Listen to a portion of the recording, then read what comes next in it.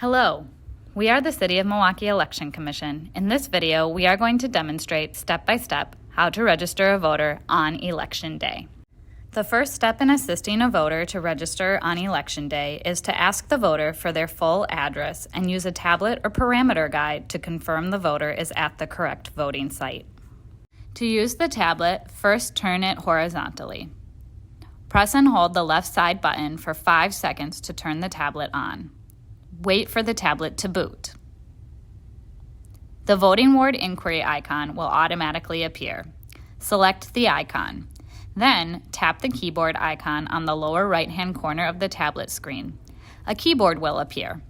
Type the voter's address and press search. The voting site will appear.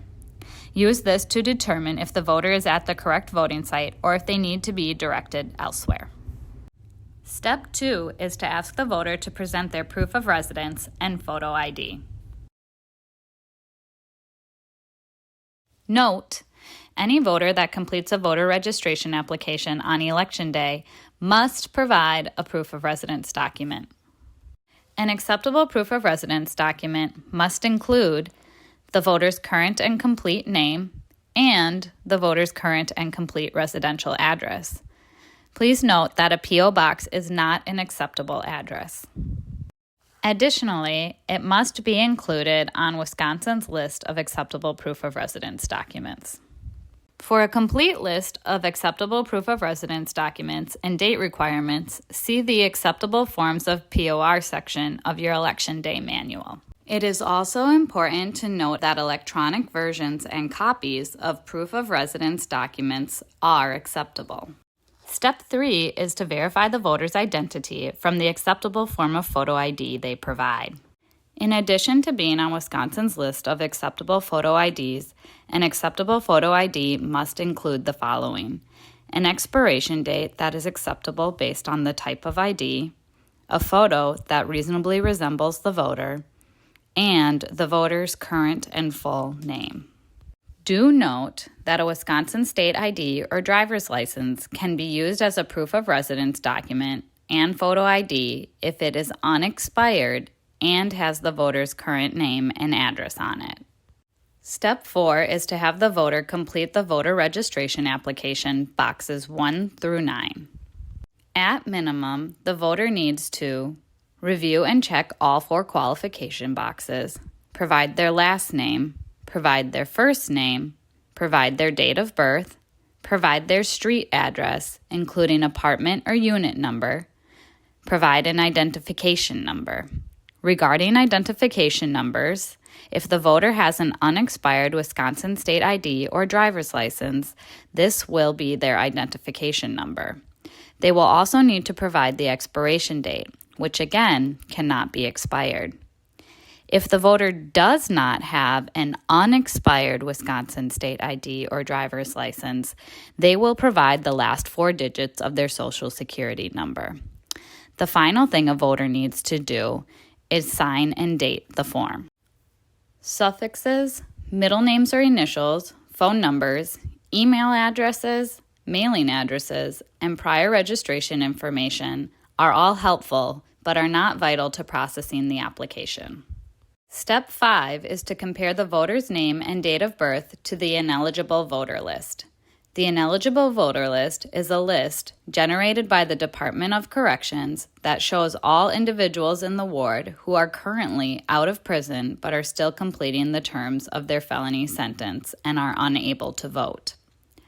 When comparing, if there is a match, you will respectfully inform the voter that their name appears on a list of ineligible voters. If the voter agrees with the match, they cannot register to vote. If the voter disagrees with the match, you should inform the chief inspector and they should contact the Election Commission to verify the voter's status. Step 6 is to review the voter registration application and complete the section for official use only. In order to process Election Day registrations accurately and efficiently, it is important that all the information on the application is legible and all necessary fields are completed. If you come across missing information, you should return the form to the voter and ask them to complete whatever information is missing. Next, You will circle the type of proof of residence presented by the voter. You will have to carefully consider the document presented and decide which category it belongs in. Did the voter present a Wisconsin driver's license, a Wisconsin state ID, a utility bill, which includes phone and internet services, a bank or credit card statement, a paycheck, a student college ID, a government document, a lease, a government ID, an employee ID, a residential care document, a City of Milwaukee property tax bill, or an affidavit from a homeless shelter or social service agency. Then, you will record the name of the entity issuing the proof of residence document. The issuing entity is the organization, business, or department that sent the document. For example, if it's a utility bill from We Energies, you will write We Energies in the proof of residence issuing entity box because We Energies is the organization that sent the utility bill. A lot of times, the issuing entity can be found directly on the proof of residence document in the form of a logo. Next, you will record the number from the proof of residence document, if applicable. The proof of residence number is any number that is unique to the document. Typically, it is a driver's license number, an account number, or a student or employee ID number. If the number is more than 6 digits, record only the last 4 digits. If the number is 6 digits or less, record only the last 2 digits. In order to maintain voter privacy, it is important that you do not record the full account number in the proof of residence number box. Only the last 4 digits or the last 2 digits are necessary. Some proof of residence documents, such as a letter from a government entity or a lease, might not have a document number. If this is the case, please write none in the proof of residence number box. The proof of residence number box should never be left blank. Last, to complete the section for official use only, you will record today's date, the district number of the voter, the ward number of the voter, print your name, and sign your name. Step 7 is to record the voter's information on the Election Day registered voter list and have the voter sign. To accomplish this, you will first record the voter's full name and address legibly on the Election Day registered voter list. Then, you will have the voter sign in the signature column. Step 8 is to take the completed voter registration application to the appropriate ward table and give it to the receiver. Then you will announce, a ballot is being issued to voter's name, a newly registered voter residing at voter's address, in ward, voter's ward. Step 9 is to allow the receiver to confirm the ward and issue a voter number and ballot. The receiver will confirm the ward and hand a voter number and ballot to you. Once the ballot is handed to you, you will also confirm the ward and check to see that the ballot has 2 sets of election inspector initials on it. Then you will bring the ballot, voter number, and registration application back to the registration table where you will record the voter number in 2 places. First, you will record it on the voter registration application.